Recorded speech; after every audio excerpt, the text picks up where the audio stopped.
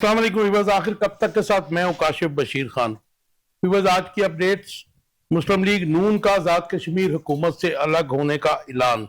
ये काफ़ी दिनों से वहाँ पे चल रहा था, ये मूव चल रही थी कि अनवरुल हक जो है वो अब वहाँ के प्राइम मिनिस्टर नहीं रहेंगे।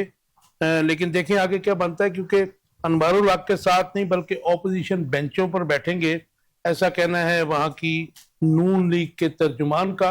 और अभी तक की जो अपडेट्स है, 4 के करीब जो गुजरा है, वो भी रेजिग्नेशन जो हैं वो दे चुके हैं आज़ाद कश्मीर हुकूमत से। इसके बाद आज बैरिस्टर गोहर ने एक स्टेटमेंट दी है। उन्होंने कहा जी उम्मीद है हाईकोर्ट सोहेल अफरीदी को इमरान खान से मुलाकात की इजाज़त जल्द दे देगा। ऐसा कहना है बैरिस्टर गोहर का। और साथ में उन्होंने कहा कि क्योंकि आईनी बाइंडिंग तो है कि आपको कैबिनेट बनानी है, तो अगर आपको इजाज़त नहीं मिलती और आप 6-7 दिन तो हो गए, आप कितने दिन और वेट करेंगे।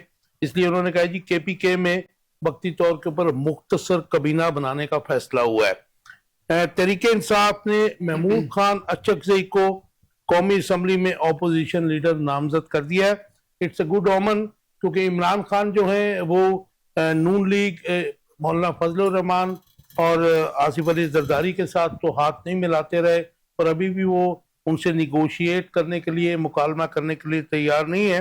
लेकिन अगर PTI ने एक ऐसी पॉलिटिकल पार्टी के हेड महमूद खान अचकजई साहब को नॉमिनेट किया है as a opposition leader in national assembly, तो मैं समझता हूँ कि ये अच्छी बात है।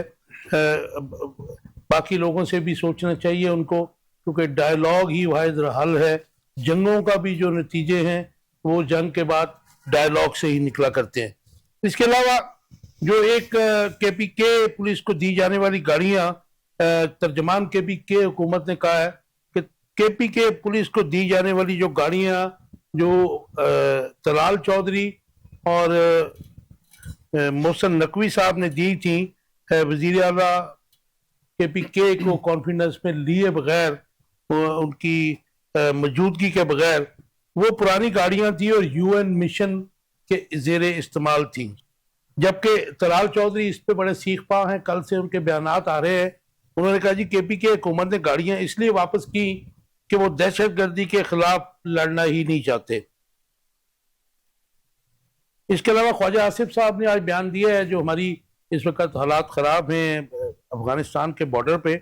उन्होंने कहा जी जब तक दर अंदाजी नहीं होती तब तक जंग बंदी रहेगी, उसके बाद जंग बंदी की कोई गारंटी नहीं है, ऐसा कहना है ख्वाजा आसिफ का। लेकिन आज हम डिस्कस करेंगे क्या क्या अफगान तालिबान जंग बंदी पर अमल करेंगे, या ये मामला जो हम देख रहे हैं कि बहुत दहाइयों से चल रहा है ऐसे, ये ऐसे ही चलता रहेगा। इसके अलावा 26वीं आईनी तरमीम के खिलाफ पटिशनें सुनने का इख्तियार आईनी बेंच को नहीं है, अकरम शेख साहब ने कहा। और दूसरे जो पटिशनर हैं उन सब की जो है यही इस वक्त जो है वहाँ पे जो आर्गूमेंट्स हैं वो यही चल रहे हैं इस वक्त। तो इसके ऊपर भी बात करेंगे, क्योंकि फॉर्चुनेटली हमारे जो तीनों गेस्ट हैं इस वक्त वो ना सिर्फ तज्जियाकार हैं बल्कि ज्यूरिस्ट भी हैं। डोनाल्ड ट्रंप का अगले साल चीन के दौरे का ऐलान, उसके साथ ही उन्होंने टैरिफ में इजाफे का बयान भी दे दिया है। हमें समझ नहीं आ रही है कि वर्ल्ड में क्या हो रहा है और किस तरह चलाने की कोशिश डोनाल्ड ट्रंप कर रहे हैं।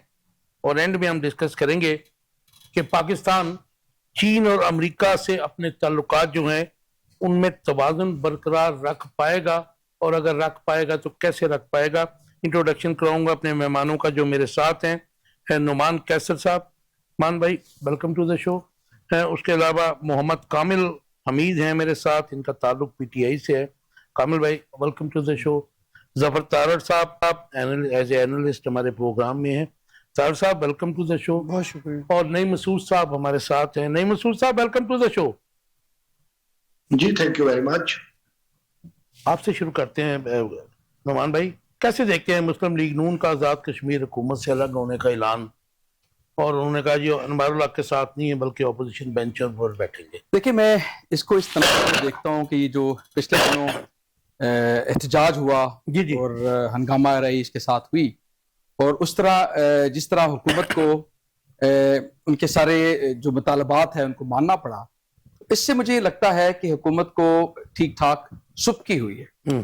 और इससे उनको ये भी बावर हो चुका है कि जिस तरीके से उन्होंने हुकूमत बनाई कुछ अर्सा पहले, जब पाकिस्तान में भी तहरीक इंसाफ को हुकूमत से उतारा गया या उतरे, जो भी इसके हकाइक हैं, तो उसके साथ ही आज़ाद कश्मीर की हुकूमत में भी नून लीग ने जाके अपनी हुकूमत बना ली। सो अब उनको आहिस्ता आहिस्ता इस चीज़ का इदराक हो रहा है कि शायद उधर की जो अवाम है वो उनकी पॉलिसियों से खुश नहीं है। तो इस लिहाज से एक अच्छा फैसला लगता है कि हमारे अच्छा, इसमें सॉरी टू इंटरप्ट यू, जो 12 सीटों की जो एग्रीमेंट हुआ उनका प्रोटेस्ट के बाद, जो 12 सीटें थी वो यहाँ से थी और मोस्टली वो these seats belong to Noon league. ऐसे ही वो अभी डिसाइड हुआ है, अभी तक तो मेरे ख्याल वो हुआ नहीं, इम्प्लीमेंटेशन नहीं हुई है। वो 12 सीटें भी माइनस हुई है ना जी। जी देखिए, मैं दोनों तनाजुर से मैं देखना चाहूंगा। एक तो उन्होंने, देखिए पाकिस्तान में होता क्या है, ये जो ट्रेंड है कि जब तक उनके ऊपर कोई आफत आ नहीं जाती हम कुर्सियों के साथ चिमटे रहते हैं, ठीक है। तो अगर इनको इस चीज का अंदाजा हुआ है, जो कि बिल्कुल हकीकत है, कि इसके बाद ये हुकूमत कायम रखने के लिए मुमकिन नहीं रहेगा, इससे बेहतर है कि वो सीटों के साथ चिमटे रहें और अवाम उनसे मुसलसल नाराज रहें। तो उन्होंने इस लिहाज से एक अच्छा फैसला किया है। मैं समझता हूं कि कम से कम पाकिस्तान जैसे ममालिक में अगर इस तरह के फैसले करने शुरू कर दिए कि नविश्ता दीवार देख के जो चीजें नजर आ रही हैं उनके मुताबिक फैसले करना शुरू कर दे। अच्छा, ये ऐसे है कि या फिर मतलब जाहिर है कि अनवारुल हक को उतारने के लिए हो रही है? देखिए, अब ये भी इंटरनल पॉलिटिक्स, आपको पता है हमारे मुल्क में हर जमात के अंदर एक इंटरनल पॉलिटिक्स भी चल रही होती है।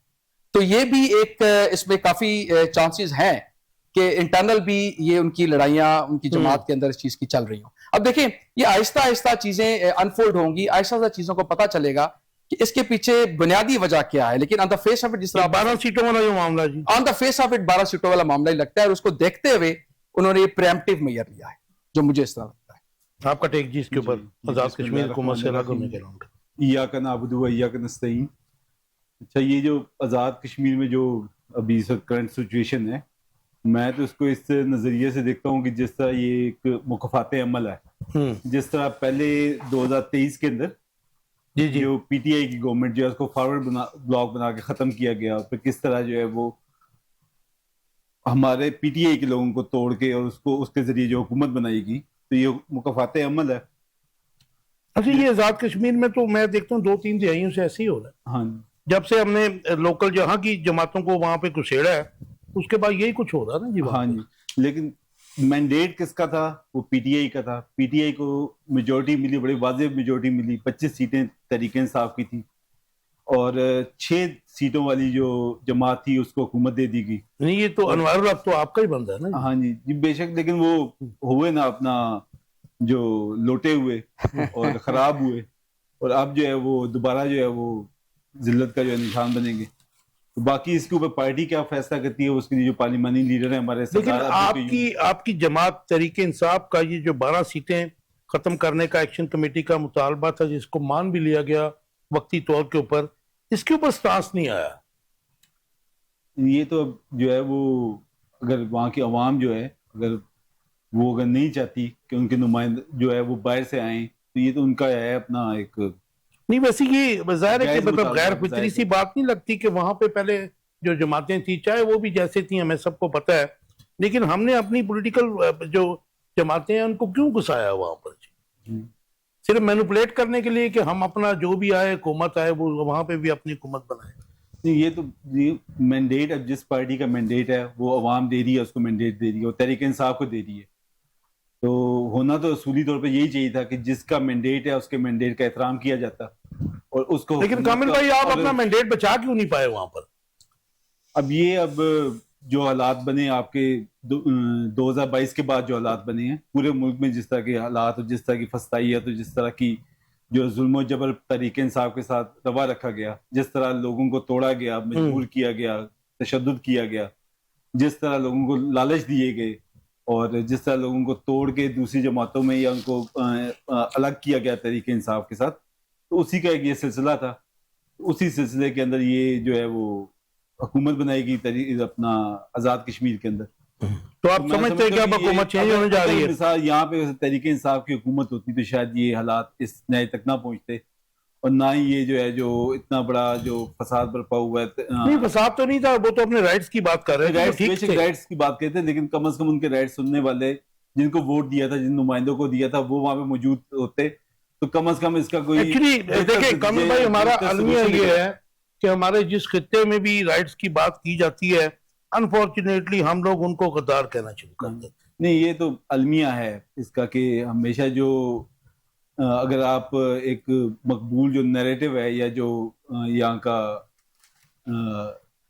एस्टेब्लिशमेंट का नैरेटिव कह लें, उसको अगर आप कबूल ना करें तो आपको गद्दार कहा जाता है। या माजी में बेनजीर भुट्टो को भी गद्दार कहा गया, नवाज शरीफ को भी इंडियन एजेंट कहा गया, और उससे पीछे में जाऊंगा तो वो अमूमन ये गद्दारी का इल्जाम शेख मुजीब को भी गद्दार कहा लगाया जाता है, जबकि जो बाकी लोग हैं वो इससे जो है वो आपका लीडर को भी इसराइल का एजेंट कहा जाता है। हाँ, ये भी इसी तरह सियासी किस्म की बातें हैं सर। जी जफर भाई, कैसे देखते हैं इसको? देखिए, मैं बहुत शुक्रिया जी आपका। देखिए, मैं इसको थोड़ा सा हटके देखता हूँ। मेरा इसमें पॉइंट ये है कि एक तो इलेक्शन उनका और जो जनरल इलेक्शन होता है पाकिस्तान में वो एक टाइम में होना चाहिए, ताकि ये जो सिचुएशन बाद में क्रिएट होती है कि होता ये है कि जो गवर्नमेंट यहाँ पे आ जाती है वो इन्फ्लुएंस करके वहाँ पे भी अपनी गवर्नमेंट बना लेती है, और जो भी पाकिस्तान में गवर्नमेंट जिसकी पार्टी की बनती है वहाँ पे फिर वो इन्फ्लुएंस करके वो उनको प्रेशराइज करके या उनको खरीद के वो गवर्नमेंट पहले वाली जो है उसको खत्म किया जाता है और बाद में नई गवर्नमेंट बनाई जाती है। आपको शायद याद होगा कि मुहतरमा बेनजीर भुट्टो की जब गवर्नमेंट खत्म हुई थी तो मुमताज अठौर उस वक्त प्राइम मिनिस्टर थे वहां के, तो जब Benazir Bhutto as a opposition leader वहां पे गई थी, ये 90 की बात है, तो उन्होंने उसको गार्ड ऑफ ऑनर पेश करवाया था,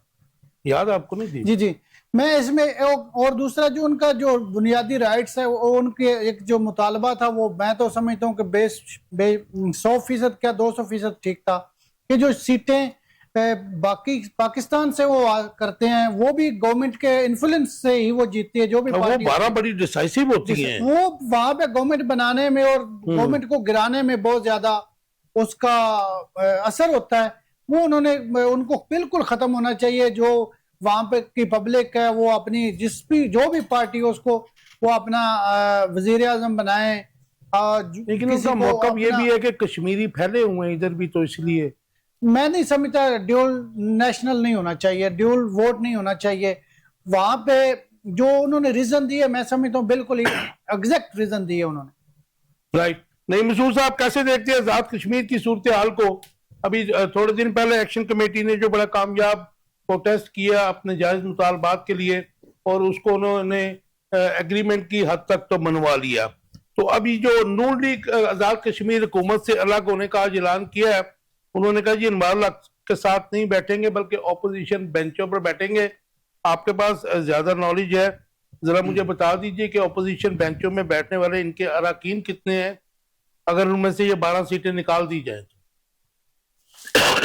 thank you very much Kashif Bashir. बात ये है कि आपके दो सवालात बनते हैं, आप दोनों के जवाब पहली बात ये है, आप देखिए जब किसी भी रियासत या किसी भी मुल्क में अपोजिशन का किरदार खत्म कर दे तो इस किरदार खत्म करने के बाद फिर अवाम उठते हैं। वहां कश्मीर में एक दो लोग ऐसे थे जो अपने आप को अपोजिशन क्लेम करते थे, बाकी तो सारी दुनिया कोई स्पीकर था और कोई मिनिस्टर था। ये था आजाद जम्मू कश्मीर की असेंबली का हाल। हुआ फिर यूं कि जब अपोजिशन ही नहीं है, कोई बात नहीं है, कोई मुकालमा नहीं है, कोई मुतालबात नहीं है, तो फिर आजाद जम्मू कश्मीर का आम आदमी उठा, ताजरान उठे और उन्होंने पहले जब मुतालबात अपने मनवाए थे, आपको याद होगा उन्होंने जो कभी माजी का मुआवजा था मंगला बनते हुए 3 रुपए का अपना बिजली का यूनिट मनवा लिया और वो चल रहा है। अब उनके 28 जो मुआवजे थे उनमें कमो बेश हुकूमत, अगर मैं कहूं घुटने टेक गई पाकिस्तान की हुकूमत, तो ये बात गलत नहीं होगी। अब इसमें दो बातें हैं, एक तो यह है कि पाकिस्तान को हमेशा आजाद जम्मू कश्मीर के लोगों के लिए नरम गोशा रखना पड़ता है बिकॉज भारत का मामला उसके साथ बराह रास्त स्ट्रेटेजिक पोजीशन बड़ी हम उसकी कहते हैं इंपॉर्टेंट है ना जी। जी। अब दूसरी बात जो आपने बताया कि वहां पे हुकूमत जाने वाली है, इलेक्शन आने वाले हैं, इस तनाजुर में मैं आपको एक अर्ज करूं, जो बलाई सतह पे, जो वफाकी सतह पे मामला हुआ और जो वजीर आजम पाकिस्तान जनाब शहबाज शरीफ ने कहा भी और सदर पाकिस्तान ने माना भी कि वहां अब हुकूमत मिलने जा रही थी पाकिस्तान पीपल्स पार्टी को, लेकिन अनवारुल हक जो अभी उनके वजीर आजम है, कितने दिन तक रहते हैं कितने दिन तक नहीं, उन्होंने एक पत्ता खेला। उन्होंने जो साबिक उनके वजीर आजम थे उनको सामने राजा फारूक को उनको साथ मिलाया, कुछ और मुस्लिम लीग नवाज के लोग मिलाए और उन्होंने कहा कि आप पीपल्स पार्टी को हुकूमत क्यों देते हैं, हम नवाज लीग को हुकूमत देते हैं। ये पत्ता खेले हैं अनवारुल हक साहब। अच्छा, अब इस पत्ता खेल के बाद अब आने वाले दिनों में शुमारियाती जायजे के बाद पता चलेगा कि हुकूमत किसको मिलती है, कब मिलती है, या दोबारा इलेक्शन की तरफ तो नहीं मामला चल रहा। मेरे एक भाई ने यहाँ एक बड़ी खूबसूरत बात की, वो बात यह थी कि वहां सब पार्टियों में आपस में तनाज़े चल रहे हैं। अभी आपने वज़ीर आज़म का नाम लिया मुमताज राठौर का। मुमताज राठौर का साहबजाद फैसल मुमताज राठौर जो वज़ीर आज़म एक कैंडिडेट नजर आ रहा है पाकिस्तान पीपल्स पार्टी की जानब से, और लोग भी है, चौधरी यासीन वगैरह का ग्रुप भी है। लेकिन मैं आपको बताऊं कि ये जो मुमताज राठौर साहब है ये वहां से जीतते हैं और वहां से कुछ खाजगान का दो लोग हैं उस हल्के में, राठौर हैं और खाजगान है। खाजगान की तरफ से हर दफा ये फैसला होता है कि फैसल राठौर एक दफा इलेक्शन लड़ेंगे, एक दफा ख्वाजा तारिक सईद इलेक्शन लड़ेंगे। ख्वाजा तारिक सईद इन दिनों उनकी कश्मीर काउंसिल के मेंबर हैं। अब ख्वाजा तारिक सईद ने अपना इलेक्शन लड़ने का ऐलान कर दिया, पीपल्स पार्टी उन्हें टिकट देती है तो बहुत अच्छा, नहीं देती तो वो अपना इलेक्शन लड़ेंगे। मुमताज राठौर तो हीरो है और वो उनको आगे रखते हैं, ब्लू आई है पाकिस्तान पीपल्स पार्टी के। तो आप देखिए कि ये बात मुझे इसलिए याद आ गई कि आपने नाम लिया मुमताज राठौर साहब का, तो फैसल राठौर और ख्वाजा तारिक सईद की फार्म में भी एक हल्के में तनाजा है। तो इसी तरह नॉन लीग भी तकसीम हो गई है, तो पीपल्स पार्टी का साथ देना चाह रही है। नंबर गेम में कुछ नहीं मसूद साहब, नंबर गेम में इस वक्त अगर ये 12 सीटें माइनस कर दी जाए जो यहां से इंडक्ट की गई हैं, जो कि आप भी समझते हैं कि किस लिए डाली गई थी, नून लीग कहां पर खड़ी है वहां पर? देखिए मैं आपको एक बात बताऊं, क्या सीटें होती हैं, ये सारे मेरे दोस्तों ने जो बात की मैं उससे एग्री हूं, मैं जरा उससे ज्यादा खुल के कह देता हूं। कश्मीर में कोई सीटें वीटें नहीं होती, कश्मीर में कोई इलेक्शन नहीं होता, वहां सिलेक्शन होती है मेरे भाई। जो एस्टेब्लिशमेंट कह देगी वो वजीर आजम बन जाएगा।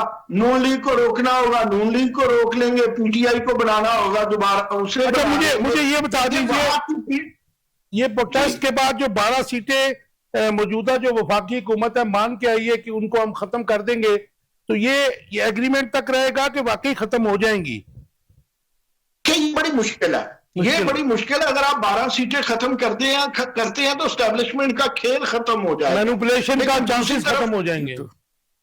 जी, मैं पिछले दिनों जब वहां स्ट्राइक थी, स्ट्राइक से एक दिन पहले कश्मीर से निकला था मुजफ्फराबाद से ताकि मैं फंस ना जाऊं, तो देखिए वहां का हर कश्मीरी, छोड़ दे पार्टी कौन सी थी कौन सी नहीं, वो इन 12 लोगों से बाकायदा काशिफ बशीर खान नफरत करते हैं, क्योंकि अब कश्मीरी बहरहाल उठ गया है।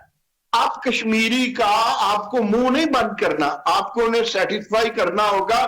जो देखे ग्राउंड रियलिटी है उसमें मुझे नजर नहीं आता कि ये सीटें खत्म 12 कर दी जाएंगी जो सालबाज के लिए रखी हुई है। लेकिन फिर कश्मीरियों का जज्बा और ओवरऑल कश्मीरियों की ख्वाहिश देखता हूं तो हकीकत ये कहती है कि इन्हें खत्म हो जाना चाहिए। नहीं खत्म हो जाना चाहिए, क्योंकि मेरी बहुत सी कश्मीरियों से बात हुई है और अगर ये नहीं खत्म होंगी तो इससे बड़ा प्रोटेस्ट वो करने के लिए तैयार बैठे। एक बात आपको एक जुमले में बता दूं, तो आपने कहा होने क्या जा रहा है, अगर एस्टेब्लिशमेंट थोड़ा सा ओपन छोड़ती है तो फिर पीपल्स पार्टी का वहां वजीर आजम आ जाएगा। राइट, मुझे नुमान साहब बताइएगा कि इमरान खान साहब से मिलने के लिए वहां के सीएम को इजाजत क्यों नहीं दी जा रही? क्या बरिस्टर साहब और दूसरे जो लोग हैं, जिस तरह मुजम्मिल असलम हैं, हमारे दोस्त हैं, और फिर वो जो एक सेनेटर्स हैं, ये उनका मसला है कि उनको जाहिर है कि सोहेल अफरीदी कह रहे हैं कि मैंने इनको कैबिनेट में नहीं रखना, लेकिन आज उन्होंने कहा है कि मुख्तसर कबीना बनाने का फैसला हुआ है, क्योंकि आईनी बाइंडिंग भी है। साकिब निसार साहब का एक डिसीजन आया था कि कैबिनेट के बगैर जो प्राइम मिनिस्टर है उसके डिसीजंस की कोई वैल्यू नहीं है। आपका टेक इस जी जी बिल्कुल, ये आपने जिस फैसले का जिक्र किया है, इसको मशहूर, इसका नाम है मुस्तफा इम्पेक्स कराची केस। इसमें साकिब निसार साहब सुप्रीम कोर्ट की चीफ जस्टिस होते हुए उन्होंने होल्ड किया था कि जब हुकूमत का नाम लिया जाएगा, गवर्नमेंट का नाम लिया जाएगा, तो इससे मुराद वजीर आजम या वजीर आला नहीं है, उसकी कैबिनेट, बल्कि उसकी पूरी काबीना है बशमूल वजीर आला और वजीर आजम। तो इसलिए वैसे भी कानून में बड़े वाशगाफ अंदाज में लिखा हुआ है कि हुकूमत कैबिनेट की होती है, उसका इंचार्ज है वो प्राइम मिनिस्टर या वजीर आला हो सकता है। जहां तक अफरीदी साहब का ताल्लुक है कि उनको मिलने नहीं दिया जा रहा, तो मैं भी तकरीबन घंटा पहले कोई न्यूज सुन रहा था कि मुआवने हुसूसी हैं प्राइम मिनिस्टर के हुजैफा रहमान साहब, वो किसी प्रोग्राम में बैठे हुए जिक्र कर रहे थे कि हमने पंजाब हुकूमत से दरखास्त की है, क्योंकि अडयाला ज़ाहिर है पंजाब हुकूमत की जुरिस्डिक्शन में आता है, कि हमने इनको दरखास्त दी है कि उनसे रिक्वेस्ट की है कि इनको मिलने दिया जाए अफरीदी साहब को इमरान खान साहब से, ताकि जो कबीना बनाने का जो एक प्रोसेस है ये मुकम्मल हो सके। तो मैं समझता हूँ ये एक खैर किसी और जिम्मेदार बंदे का नाम लीजिएगा। हाँ। ये शख्स जिसका आप नाम ले रहे हैं, ही इज द वन के जो पहले कभी किसी जमाने में इंडक्टेड था एज ए कॉलमिस्ट, और उसके बाद इसने मियां मंशा के साथ इसकी एफिलिएशन है, उनके पैरोल पे है। तो मैं इसकी बात को इंपॉर्टेंस नहीं देता, क्योंकि अभी भी ये चैनल्स को कहता है कि मैं मावने खसूसी हूँ, लेकिन मेरे नाम के साथ वजीर मुमलिकत लिखा जाए। अच्छा, ठीक है ना जी। देखिए ये और मेरे ख्याल में इसकी बात की तो जाहिर है कि ना सीएम पंजाब सुनेंगी ना प्राइम मिनिस्टर बात सुनेंगे। कोई फेडरल मिनिस्टर या कोई और बात करे तो देखिए इस तरह अगर क्रेडिबिलिटी की हम बात करें तो फिर जाहिर सी बात है वो वजीर आजम खुद बोले या उनकी कबीना ने कॉल तो किया। उस दिन वजीर आजम ने इसको कॉल किया, पूछ के बताता हूँ। हाँ, तो वो पूछ के बताता हूँ, वैसे ही मजाक बना। हमारे पास पीएमएलएन का है कोई नहीं, क्योंकि पूछ के बताता हूँ की बात जो है इसको कंफर्म तो पीएमएलएन नहीं कर सकते। लेकिन देखिए वैसे जो कैसा बात करना चाह रहा हूँ, ये वैसे भी जो विजिटेशन राइट्स हैं, खासतौर पे जो मुल्क की सबसे बड़ी जमात हो, देखिए किसी सियासी जमात की हिमायत किए बगैर, जी ये तो रोजे रोशन की तरह आया। आम कैदी के भी राइट्स ऐसे ही है। बिल्कुल, कैदी के उसके अलावा आम कैदी के भी राइट्स हैं, लेकिन जो खास तौर पे मुल्क की सबसे बड़ी सियासी जमात का लीडर हो, उसके हुकूक उस लिहाज से आर्टिकल 17 के तहत ज्यादा बढ़ जाते हैं। तो खास तौर पे जब आपका मुल्क का एक सूबा जिसमें नई हुकूमत बनने जा रही है, और उधर का अगर जो सरबराह अपनी हुकूमत बनाते हुए अपने सरबराह से मुशावरत करना चाहता है, तो ये तो एक मैं समझता हूं कि आइन के मुताबिक वो चलना चाह रहा है। लेकिन उन्होंने कहा जो भी नहीं मिलने देगा वो आइन की खिलाफ वर्जी करेगा। बैरिस्टर गौहर ने कहा तो है, हाई कोर्ट जो है उसकी इजाजत जल्द दे देगा। देखिए हाई कोर्ट में जाने की जरूरत ही महसूस नहीं होनी चाहिए थी, पर हाई कोर्ट का आर्टिकल 199 आपका जो इनका पीटीआई का सीएम है न्यूली इलेक्टेड, वो जब कहेगा कि जी मैं ऑपरेशन भी नहीं करने दूंगा, मादनियात नहीं लेके जाने दूंगा और बाकी बातें करेगा, तो फिर कॉन्फ्लिक्ट की सूरत हाल तो देखिए ये कुछ बातें होती हैं कि जिसको हम अवाम के लिए एक जो बात की जाती है, गंडापुर साहब भी ऐसे बातें किया करते थे, लेकिन जो ही ये हुकूमत में आएंगे इनको ग्राउंड रियलिटीज का अंदाजा होगा। एक बात का sorry to cut you short, time थोड़ा है मैं इसलिए कह रहा हूँ। एक बात तो जाहिर है कि अगर वो बात करते हैं कि पाक अफगान के जो मामला हैं इनको डायलॉग से हल होने चाहिए, और रिश्तेदारियां भी हैं, जाहिर है कि 4 करोड़ लोग इधर हैं रिश्तेदार, 90 लाख उधर हैं, इधर ज्यादा है। अगर वो बात करते हैं कि जी हम उनको एकदम से आप ऐसे ना निकालें और उनसे मतलब डायलॉग करें, दूसरी तरफ हुकूमत खुद डायलॉग करती है, हालांकि 15 दिन पहले हुकूमत ने कहा कि डायलॉग की कोई गुंजाइश नहीं है, तो इसमें तो कोई बुरी बात नहीं है। देखिए कैसा, मैं जरा इसको कानूनी एक पहलू से भी देखना चाहूंगा।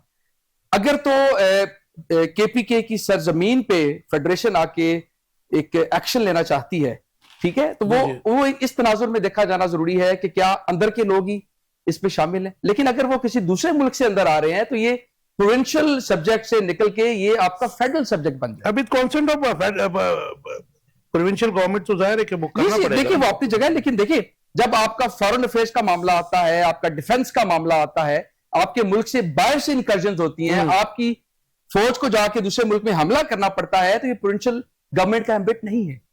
तो इसमें मुशावरत करना बड़ा जरूरी है, मुशावरत करना बड़ा जरूरी है, but this is purely and simply the ambit of the federal government. Right. कैसे देखते हैं जी, वो उनका मुख्तसर कबीना बनाएंगे जब तक मुलाकात नहीं होती, और साथ में बैरिस्टर गौहर साहब कहते हैं कि हाई कोर्ट जल्दी इजाजत दे देगा सीएम। जी मुलाकात का तो ये राइट है ना जी, कि अगर सीएम अप्लाई कर रहे हैं मुलाकात के लिए, और प्राइम मिनिस्टर से भी बात कर रहे हैं, प्राइम मिनिस्टर कह रहे हैं कि जी वो पूछ के बताएंगे, तो अब ये प्राइम मिनिस्टर किस से पूछ के बताएंगे? कौन है जो प्राइम मिनिस्टर से ऊपर है? जाहिर है वो जेल सुपरडेंट से ही पूछ सकते हैं। अच्छा, जेल सुपरडेंट का तो ऊपर है, जेल सुपरडेंट मालिक होता है जेल का जी। राना सादला ने कहा है कि जी ना प्राइम मिनिस्टर ने इजाजत देनी है, ना वजीर आला ने, ये जेल सुपरिटेंडेंट है जो इजाजत देंगे। तो अब वो जो जेल सुपरिटेंडेंट है वो वजीर आला के अंदर है, अगर वो गैर कानूनी तौर नहीं, पे उससे पहले वो आईजी प्रिजन्स के अंदर है, हाँ जी, फिर वजीर आला। हाँ जी, तो बहरहाल वो अल्टीमेटली आते हैं उन्हीं के वजीर आला के अम्बिट में आते हैं। तो वो अगर ये नहीं दे रहे, तो ये तो एक जिसे कहते हैं ना कि उसी इनकी ये फस्तायत है, और इनकी जो उन्होंने पॉलिसी रवा उसकी रेमेडी क्या है, उसका क्या हल आपने निकाला? ये हमने हाई कोर्ट में जो है वो उसकी पिटीशन चल रही है, इस्लामाबाद हाई कोर्ट के अंदर भी, तो उम्मीद है हमें, इंशाल्लाह हम इससे उम्मीद रखते हैं अदालत से कि अदालत जो है ना वो उनकी जो सीएम की एप्लीकेशन है उसको जल्द से जल्द समाप्त करके उसको इजाजत देगी और मुलाकात होगी। वो डायरेक्शन ही मुलाकात देंगे ना जी होगी। उनको। हाँ जी, वो तो डायरेक्शन देंगे ना उनको, हाँ जी। तो वो फिर नहीं मुलाकात कराते। ऐसे बहुत सारे ऑर्डर्स आए हैं पहले भी। अब ये तो उनका जो है वो इस रिजीम की ढिठाई है, जो किसी किस्म की कोई भी जो है वो जो कानूनी है तरीके इंसाफ का, जो कानूनी उनका राइट बनता है, जो कि उनको इमरान खान की मुलाकात कराई जाए, उनकी बहनों के साथ भी, उनके बाकी जो फैमिली लोग फ्रेंड्स हैं और सीएम जो हैं जो उनसे मिलना चाह रहे हैं, तो अगर वो नहीं कराते तो ये तो उनका एक गैर जमहूरी अमल है। ये तो फिर देखे ना, ये जब होता है, लड़ाई होती है, जंग होती है, everything is fair in love and वार चलता है। अब जंग तो नहीं है, सियासी इख्तलाफात चल रहे हैं, सियासी जंग है ना जी। हाँ जी। तार साहब, आप तो वकालत भी करते हैं, हम देखते हैं कि हम भी बहुत से लोगों को मुलाकात करवा देते हैं, लेकिन इमरान खान की नहीं हम करवा सकते, नाम हम ही भरते हैं। लेकिन वो इतना बड़ा मसला नहीं है कि आप कैदी को मिल सके, तो ये मुलाकात ना दे के एक पॉलिटिकल जो है इशू क्यों बनाया जाता है? मुलाकात करा दें, उसकी खत्म कर दें कहानी। ये क्या ऐसे मतलब लंबा खींचा जा रहा है इसको? देखिए जी, गुजारिश ये है कि मैं समझता हूँ जैसे उनका नॉमिनेशन आया था, वफाकी जो मिनिस्टर है उसको जिस तरह उन्होंने उनके बारे में बातें करना शुरू कर दी, मैं तो समझता हूँ वो भी नहीं होनी चाहिए थी कि एक पार्टी है, उसकी डोमेन है, सीएम उनका होगा जिसको वो चाहें। अब सीएम बानी पीटीआई ने बनाया, सीएम बानी पीटीआई ने कहने पे उन्होंने रिजाइन किया, नया सीएम जो है वो बानी के कहने पे बना, और कैबिनेट भी डेफिनेटली डिसॉल्व हुई तो बानी के कहने पे डिसॉल्व हुई, और नई कैबिनेट आएगी तो वो भी बानी के कहने पे आएगी। और मैं समझता था कि ये इस तरह जब सब ने मान लिया है और अकॉर्डिंग टू कॉन्स्टिट्यूशन उनका ओथ भी हो गया है, वो भी चले, उनको हाई कोर्ट से ऑर्डर लेके आना पड़ा।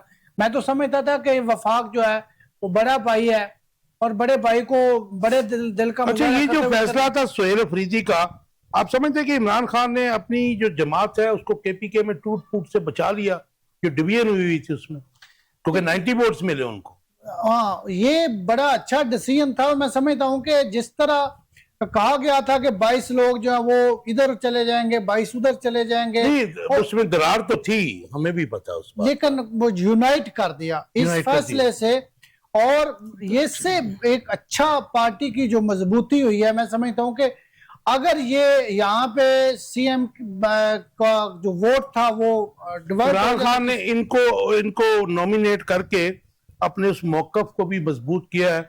जो वो 7 एजेंसियां हैं उनको वो जो है कौमी दायरे में शामिल करने के लिए बहुत सारी चीजें उन्होंने की हैं, और बहुत सारे जो लोग नहीं मान रहे थे अब वो भी मान रहे हैं। इमरान खान जो बानी पीटीआई है वो जो कहता है वो अपने अकॉर्डिंग ही करता जी। नहीं मसूद साहब, एक तो ये मुख्तसर कबीना का फैसला, एक इमरान खान की जो मुलाकात है वो ना करवाने पर आप अपना कमेंट्स दे दीजिए, और उसके अलावा इसका दूसरा हिस्सा है सवाल का कि तहरीक इंसाफ ने महमूद खान अचकजई को कौमी असम्बली में एज ए ऑपोजिशन लीडर नामजद कर दिया है, इसको आप कैसे देखते हैं? थोड़ा मुख्तसर, टाइम थोड़ा है, सवाल ज्यादा है मेरे पास। जी बात, पहली बात तो ये है, ये गैर अखलाकी गैर जमहूरी अमल है कि एक वजीर आला को उसके लीडर से मुलाकात नहीं कराई जा रही। जिस तरह आप फिर तंज फरमा रहे हैं कि भाई सुपरिटेंडेंट बड़ा है या आईजी जेल खाना जात बड़ा है, मैं तंज नहीं कर रहा हूँ, किसी भी जेल का आपको भी पता है कि जो सुपरिटेंडेंट होता है वही मालिक होता है एक जेल का। देखिए, जेल का कानून मालिक होता है, और मैं ये समझता हूं, गार्डियन तो वही है ना, वही इजाजत देता है ना। नहीं मसूद साहब, तुझे मेरे से इल्जाम ना लगाई जाओ। बात से एग्री करता हूं जी जी, मैं काशिफ बशीर आपकी बात से एग्री करता हूं कि ये जागलसाई हो रही है हुकूमत की। मैं समझता हूं सही है कि एक सूबे के वजीर आला को प्रोटोकॉल के साथ क्यों नहीं करवाई जाती मुलाकात, और दूसरी तरफ मैं ये समझता हूं कि वजीर आला जो केपी है उन्हें फिलफौर अपनी कुछ कबीना बना लेनी चाहिए। जिस तरह सारा हमारा पैनल इस पे मुत्फिक है कि हुकूमत जो है, या आप यूं समझे कि जो गवर्नमेंट है वो एक कबीना का नाम है, कबीना सीएम, बिल्कुल ठीक, 4-5 लोगों को बना ले, और फिर उन्हें ये वाकयातन उन्हें जरूरत पेश नहीं आनी चाहिए थी हाई कोर्ट की। ये ज्यादती है, वफाक की तरफ से ज्यादती है, या ये पंजाब की तरफ से ज्यादती है, या ये एस्टेब्लिशमेंट की ज्यादती है, अल्लाह नोज बेटर, लोग समझते हैं बारीक बातों को। अब दूसरी बात मैं एक अर्ज करूं आपके लिए, अर्ज ये है कि जो अफरीदी साहब हैं, जी जी, या इनसे पहले जो वजीर आला थे, दीगर जो लोग थे, एक मेहरबानी इमरान खान जरूर फरमाए कि ये जो सारी पंजाब का भी और सिंध का भी क्या सारे बोझ केपी की जो पीटीआई है उसी ने उठाने हैं, कि लाहौर में आए तो वो अपने लोग लेके आए, इस्लामाबाद में आए तो वो लेके आए। मैं समझता हूं कि छोटी मोटी गड़बड़ होती रहती है, लेकिन केपी की जो पीटीआई है वो बड़ी सिंसियर है इमरान खान के साथ, और वो अब भी सिंसियर है, और ये इमरानी फैसला ही है। मैं बहरहाल इसके लिए दुआगो हूं कि जमहूरियत चलानी है तो आपको एक दूसरे के मैंडेट की रिस्पेक्ट करनी होगी। बिल्कुल ठीक हो गया। जहां तक महमूद खान अचकजई के को असेंबली में अपोजिशन लीडर बनाना है, इट्स वेरी गुड स्ट्रोक, ये बड़ी अच्छी मूव है पीटीआई की, और वो एक सीजन पॉलिटिशियन है, उनका एक असर है, भले ही उनकी पार्टी बड़ी नहीं है लेकिन वो कोई जज्बाती नहीं है। क्या पीपल्स पार्टी और क्या नून लीग सबके साथ उन्होंने काम किया हुआ है, तो महमूद खान अचकजई मुझे उम्मीद है जमहूरी रास्ता निकालेंगे। और मैं एक बात काशिफ आपको कहूं, इमरान खान ने अपने जोरे बाजू ही से जेल से निकलना है, अब उन्हें निकल आना चाहिए। छोटे मोटे कंप्रोमाइज उन्हें कौम के लिए, अपनी पार्टी के लिए अगर करने पड़ते हैं तो देखें करने चाहिए। भुट्टो वाला फैसला जो था उसमें हमने जितना बड़ा इस कौम ने नुकसान उठाया उसमें तफसील में जाने की जरूरत नहीं है, और मेरा ख्याल है कि बानी पीटीआई को जो लोग उनके लिए कुर्बानी देते हैं, और इस वक्त वो पाकिस्तान की सबसे बड़ी पार्टी के सरबराह हैं, उन्हें अपनी पार्टी के लिए अपना किरदार अदा करना होगा। आप ही ने कहा कि जंग के बाद भी टेबल होता है, डायलॉग होता है, मेरा ख्याल है कि उन्हें टेबल पे आना चाहिए, डायलॉग होना चाहिए। और महमूद खान अचकजई वाली मूव बहुत अच्छी आई, अप्रिशिएट। और मैं समझता हूं कि इससे इमरान खान के रिहा होने का रास्ता भी हमवार होगा, और एक जमहूरी रास्ता भी हमवार होगा। महमूद खान अचकजई में इतना दम है। राइट। नुमान भाई मुझे बताइएगा, एक तो ये महमूद खान अचकजई की जो है, हम समझे कि इमरान खान का स्टांस थोड़ा चेंज हुआ है, वो डायलॉग की तरफ आए हैं, या फिर जाहिर है कि उन्होंने किसी को अपने साथ इंगेज किया है, क्योंकि उनकी पार्टी में भी मेरे ख्याल 80 से ज्यादा एमएनए तो हैं, सारे तो जाहिर है कि मैनेज नहीं हुए। और दूसरा ये बताइएगा कि केपीके की हुकूमत कहती है कि यूज्ड गाड़ियां यूएन मिशन की हमें दी गई हैं, इसलिए वापस कर दी हैं, जबकि तलाल चौधरी जो है वो सीखपा है, उन्होंने कहा जी वो इसलिए वापस किए हैं कि वो दहशत गर्दी के खिलाफ जो है सुहेल अफरीदी साहब लड़ना ही नहीं चाहते, दरिया को कूदे में बंद कर जी दीजिए। देखिए, अचक जई साहब और सुहेल अफरीदी साहब, जी, मैं जी। इन दोनों फैसलों को एक ही तनाजुर में देखता हूँ। हम्म, ये अगर कोई पहले डायलॉग हो भी रहे थे तो मुझे लगता है कि अब डायलॉग रुक चुके हैं। उसकी अच्छा। वजह यह है कि अचक जई साहब का एंटी एस्टेब्लिशमेंट किरदार हम सबको पता है, जिस तरीके से उन्होंने पुरानी लेकिन वो struggles की- डेमोक्रेट भी तो है। जी जी बेशक, देखिए डेमोक्रेट्स हैं ही तो कन्फ्रंटेशन करेंगे ना, कि उनका हमेशा से स्टांस रहा है कि एस्टेब्लिशमेंट का मुल्क की सियासी, खास तौर पे सियासी जो किरदार है वो नहीं है। वो उनकी हम बारहा हमने पब्लिक फोरम्स पे, असेंबली में उनकी हमने तकरीरें भी सुनी, उनकी जदोजहद भी देखी। इसी तरह सुहेल अफरीदी साहब का एक बैकग्राउंड है, जिस तरह इंसाफ स्टूडेंट फेडरेशन से आए, खैबर एजेंसी से खैबर ताल्लुक है, एजेंसी से सारे उनका ताल्लुक एजेंसियां है। उनके पीछे है। जी जी, कबायली इलाकों से ताल्लुक होना उनका, तो ये दोनों जो मूव्स हैं मुझे इकट्ठी वेल कैलकुलेटेड लगती हैं, जिससे इमरान खान साहब, मुझे लगता है कि आने वाले दिनों में कन्फ्रंटेशन ज्यादा बढ़ेगी। ज्यादा बढ़ेगी जी तो इसका नुकसान किसको होगा जी? देखिए, अब दूसरे तरीके इनके पास सोल्यूशन क्या था? क्या अवाम बाहर आती? अवाम ने कोशिश की बाहर आने की, अवाम को घर वापस भेज दिया गया जिस तरीके से भी। जुडिशरी का एक मौका था इनके पास, जुडिशरी को तो बिल्कुल ही घर की बांदी बना लिया गया। सो उसके बाद तरीका बचता क्या है इनके पास? एक अभी आजाद कश्मीर वाला तरीका बचता है जी। जी जी, मैं वो यूज कर रहा हूं कि कुछ जमहूरी तरीका का प्रोटेस्ट और जो पुरअमन एहतजाज करना हर पार्टी का हक है, तो पुरअमन एहतजाज करने वो जरूर निकलेंगे। लेकिन जो पहले लग रहा था गंडापुर की सरबराही में, वो मुझे लग रहा था कि चीजें जरा मिक्स एंड मैच हुई जा रही थी। सो अफरीदी साहब आके किरदार अदा करेंगे, इधर से अचक जई साहब आके किरदार अदा करेंगे। एक तो वो गाड़ियां जो वापस की हैं, वो हाँ। कहते हैं जी हमें यूज गाड़ियां दी हैं यूनाइटेड मिशंस की, यूएस मिशन की, जो है यूनाइटेड नेशन मिशन की, जबकि तलाल चौधरी तो सीख पाए, कल से वो सीख रहे हैं कि ये जो है गाड़ियां वापस क्यों की हैं। ये मुझे बता दीजिए कि क्या ये गाड़ियां दी, जाहिर है बम प्रूफ गाड़ियां थी या बुलेट प्रूफ गाड़ियां थी, इसमें अगर सीएम को भी इन्वॉल्व कर लेते, मरकज से जाके एक जो है वो वजीर मुमलिकत और वजीर जो है क्या आपका नाम है दाखिला, वो डायरेक्ट आईजी को जाके दे रहे हैं। हाल दो के आईजी जो है अपॉइंटी तो वो फेडरल गवर्नमेंट ही होती है उसकी। मैं ये तलाल चौधरी साहब के ऊपर बोलना चाहूँगा। मतलब तलाल चौधरी वो इंसान है जो मेरे ख्याल से अगर तरीके इंसाफ का कोई काउंसलर का इलेक्शन भी हो, तरीके इंसाफ का कैंडिडेट उनको हरा देगा, तो उनकी कोई सियासी वर्थ सेनेटर है, नहीं- क्या कर रहे हैं आप? नहीं, उनकी सियासी वर्थ नहीं है ना, जिस तरह से वो अब वजीर बनाए गए हैं। मुमलिकत है। हाँ जी, सियासी वर्ग बना दी गई हाँ, है, बना ये कहना दी गई है, जबरदस्ती बनाई गई, अदरवाइज वो हारे हुए इलेक्शन। ये तो हर जमात तो- दूसरे के बारे में यही कहती है, क्या करें जी अब? कौन बनाता है इनको? अच्छा, रिश्ते मैं- बनाते हैं। जो सुहेल खान आफरीदी साहब हैं, वो बड़े जिसे कहते हैं पीटीआई के बड़े पुराने वर्कर भी हैं, आईएसएफ के साथ वो एफिलिएट रहे हैं, उसके बाद वो यूथ में भी काम करते रहे हैं, फिर एमएनए बने हैं, उनका एक पूरा सियासी स्ट्रगल है।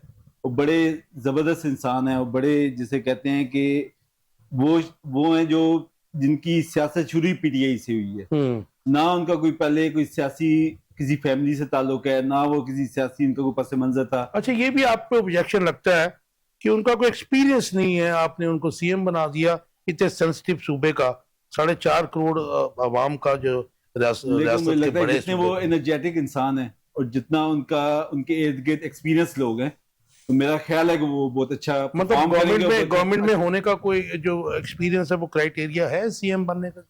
नहीं, एज पर कॉन्स्टिट्यूशन तो कोई ऐसा कोई क्राइटेरिया नहीं है तो कि आप कोई आदमी। ऑपोजिशन को जवाब नहीं दे पाते इस बात का। हाँ। लेकिन ये कि सुहेल खान आफरीदी जो है वो 92 लोगों ने 92 लोगों ने उनको एग्रीड, लेकिन जो बात और- अभी हमारे मेहमान भी कर रहे हैं, नुमान भाई ने भी की, कि ये कन्फ्रंटेशन बढ़ेगी। हाँ। उसके उनके आने से कन्फ्रंटेशन जो है मरकज के साथ, मैं खुला कह देता हूँ कि एस्टेब्लिशमेंट के साथ बढ़ेगी। और कोई चारा भी तो नहीं है ना, चारा नहीं कॉन्फ्रंटेशन है। जो है वो बढ़ेगी सही, क्योंकि जब सारे रास्ते बंद कर दिए, सारे सियासी रास्ते बंद कर दिए, सारे कानूनी रास्ते बंद कर दिए, जो कुछ इन्होंने पिछले कुछ से किया है, जो जिस हद तक जो गैर अखलाकी गए हैं तरीके इंसाफ के साथ, तो हमारे पास और कोई रास्ता नहीं है कि हम कन्फ्रंटेशन की तरफ जाएं और अवाम को लेके आए, सड़कों पे लेके आए।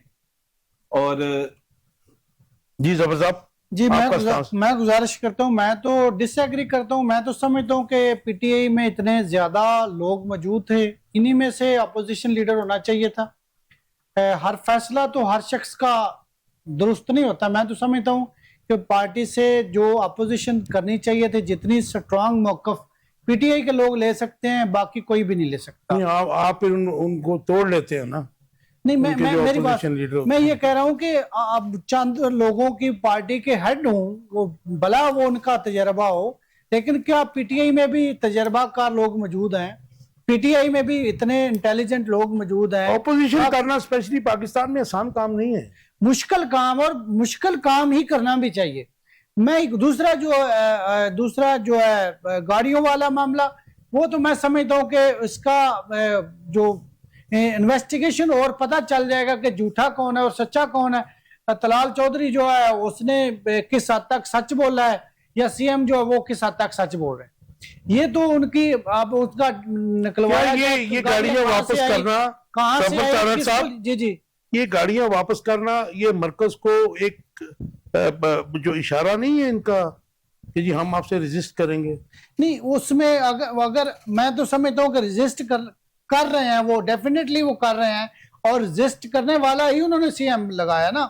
मैं इसमें ये गवर्नर राज लगा देंगे, वो क्या करेंगे? नहीं, गवर्नर राज तो डेफिनेटली मैं तो नहीं समझ रहा कि उसके लिए आपको असेंबली की करारदाद चाहिए होती है। डेफिनेटली कॉन्स्टिट्यूशन इसको नहीं करेगा और सपोर्ट नहीं कर रहा, और प्लस जो केपीके के लोग हैं वो सपोर्ट नहीं करेंगे, और केपीके के जो लोग हैं वो जितने गवर्नमेंट को पहले ही उसके अनाए हैं, उसके साथ मैं समझता हूँ अगर केपीके में गवर्नर राज लगता, पाकिस्तान की सलामती के खिलाफ अगर कोई भी हुकूमत या सूबा ना हो तो फिर अवामी मैंडेट का एहतराम करना चाहिए। मैं डेफिनेटली यही कहता हूँ कि जो भी जिस तरह भी वो अपना उनका मैंडेट है तो उसका एहतराम करना जरूरी है।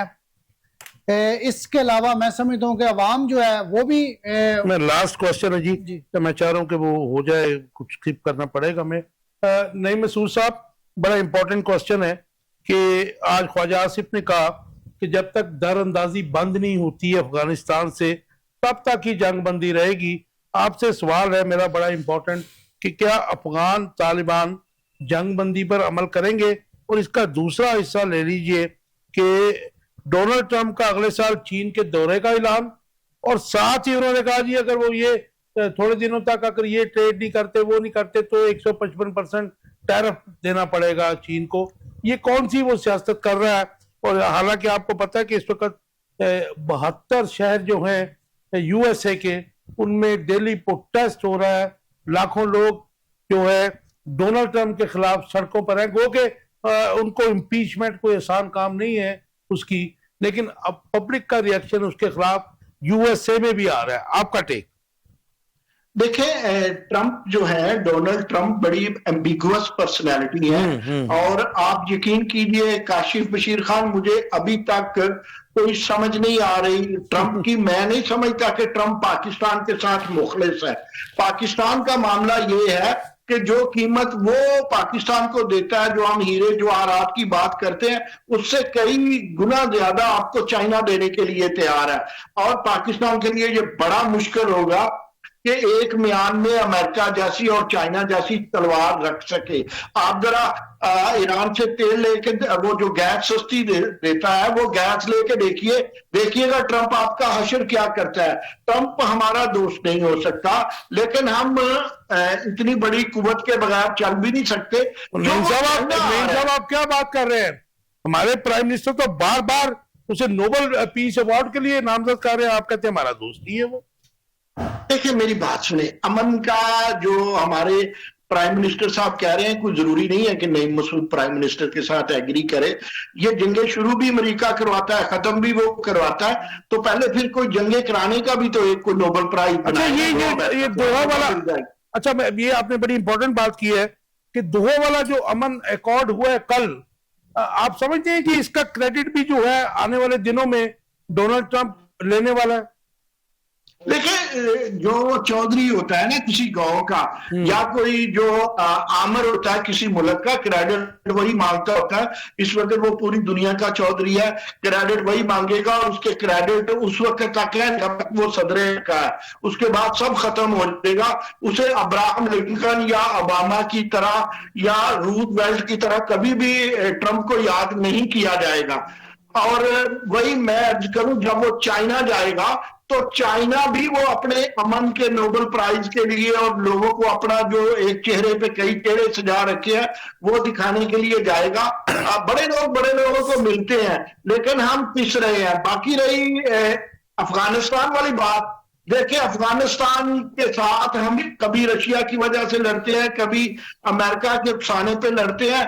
हमें अपना इंडिपेंडेंटली सोचना होगा, और ख्वाजा आसिफ के सारे बयान ऐसे नहीं होते कि जिनका तर्जुमा किया जाए, जिसको एक्सप्लेन किया जाए। बाद का वो कौमी पॉलिसी नहीं होती, ख्वाजा आसिफ की जाती ख्वाहिश होती है। हमें अफगानिस्तान के साथ देखे, जो अफगानिस्तान दहशतगर्दी करता है उसका सर कलम कर दे, लेकिन जो अफगान अमन पसंद है वो उनके साथ भाई है। उनके साथ अगर उस मुल्क को देखें, एक मुल्क ने दूसरे मुल्क के साथ चलाना है। हो सकता है दहशतगर्द आपके पाकिस्तान में हो, ये किसी दूसरे मुल्क में दहशतगर्दी करते हो, तो इसका मतलब है ये आपसे भी डाले हैं, दूसरे मुल्क के साथ भी जाहिर है, ठीक हो गया, ठीक हो तो गया। इसमें स्टेट का क्या कसूर है? नुमान कासिफ साहब- अफगानिस्तान को सिर्फ तालिबान का जो घर नहीं समझना चाहिए, अफगानिस्तान को हमारा मुस्लिम पड़ोसी भी अफगानिस्तान को समझना अफगानियों का चाहिए घर और समझना चाहिए। बिल्कुल ठीक कहा आपने। नुमान भाई कैसे देखते हैं ये जो इस वक्त जो डेवलपमेंट हुई है, ख्वाजा आसिफ साहब के बयान को अगर हम देखें, अच्छा उसको छोड़ दीजिए, क्या ये अफगान जो है हुकूमत इस वक्त रजीम जो है, हम तालिबान नहीं कहते उन्हें, ये जंगबंदी पर अमल करेंगे? क्योंकि ये तो बोथ साइड होता है। और इसके अलावा डोनाल्ड ट्रंप अगले साल चीन के दौरे पे जा रहा है और साथ में टैरिफ बढ़ाने की बात करता है। और फिर इसका तीसरा हिस्सा ले लीजिए, क्योंकि फिर टाइम नहीं मिलेगा हमें, पाकिस्तान चीन और अमेरिका से ताल्लुकात में तवाज़ुन बरकरार रख पाएगा? How do you see it? Afghanistan की जहां से आपने बात की है कि वो सीज फायर पे कायम रह सकेगा, देखिए अफगानिस्तान इस वक्त इंडिया की गोद में बैठा हुआ है, और अफगानिस्तान जो कि अफगान तालिबान है वो रिलाय करते हैं टीटीपी पे भी। तो ये उनकी ये लेवरेजेस हैं जिनके तहत वो पाकिस्तान को अगर कोई धमकी दे कि अपना काम अगर भी कुछ करना चाहता है तो ये लेवरेज है, क्योंकि पाकिस्तान के पास तो डायरेक्ट फोर्स है, वो जाके उनके अंदर हमले कर सकता है। लेकिन उसके बदले अफगानिस्तान, इंडिया की लेवरेज हो चुकी है, इंडिया मजीद पाकिस्तान पे डायरेक्ट हमला करने का सोचेगा भी नहीं। लेकिन जो टीटीपी का मामला है, जो अभी तक की रिपोर्ट्स है, कल का जो मोदी का बयान है, वो तो दे आर रेडी कि हम दोबारा अटैक करने जा रहे हैं। वो तो खाली बढ़ के मार रहे हैं मोदी साहब। जब एक्शन का वक्त आया तो उसमें वो एक्शन नहीं कर पाए थे। राइट। दूसरा आपने जो बात की कि पाकिस्तान और चीन के ताल्लुकात और पाकिस्तान के अमेरिका के ताल्लुकात में बैलेंस रह सकेगा या नहीं? हाँ, ये नाम है, जवाब दे देखिए बैलेंस पाकिस्तान रखेगा, बल्कि चाइना ज्यादा इसको इन्फोर्स करेगा, क्योंकि चाइना बैलेंस रख पाएगा जी। मेरे ख्याल से तो पाकिस्तान इस वक्त मौके पे जो है पाकिस्तान को चाइना की तरफ जो है वो जाना चाहिए। मैं सिर्फ एक लफ्ज़ गुजारिश कर दूं कि पाकिस्तान को प्रायोरिटी जो है चाइना को देनी चाहिए। थैंक यू वेरी मच आप तीनों दोस्तों का और नईम मसूद साहब का बहुत शुक्रिया। व्यूअर्स, आप देख रहे थे प्रोग्राम आखिर कब तक। हमने कोशिश की कि जो लेटेस्ट डेवलपमेंट है उन पर बात कर सके, और बिल्कुल ऑनेस्ट ओपिनियन जो हमारे 4 गेस्ट थे, इनकी अपनी इंडिपेंडेंट जो है ओपिनियन थी, वो एज इट इज आप तक पहुंचा सके। उम्मीद है आपको प्रोग्राम पसंद आया होगा, आपके फीडबैक का इंतजार रहेगा। कल शाम 10 बजे तक। अल्लाह।